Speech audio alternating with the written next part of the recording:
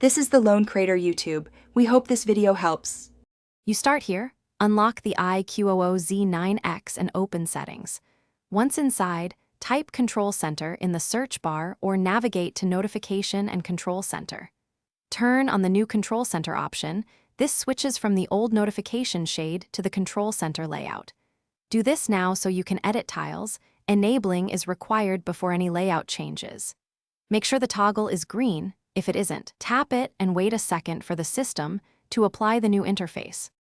Once the Control Center is active, tap Edit or Manage to change what appears. Drag tiles into your preferred positions and remove ones you never use.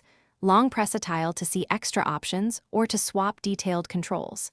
Make sure Wi-Fi, mobile data, Bluetooth, and brightness are visible because those are used most.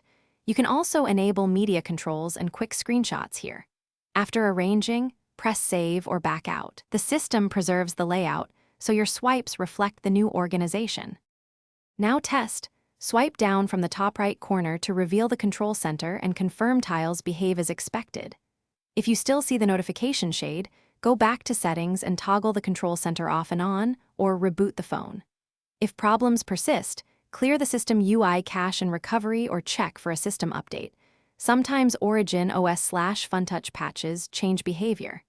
These steps resolve most issues, and if nothing works, a factory reset after backup will restore the intended Control Center behavior. Thanks for watching. Consider subscribing if we helped you.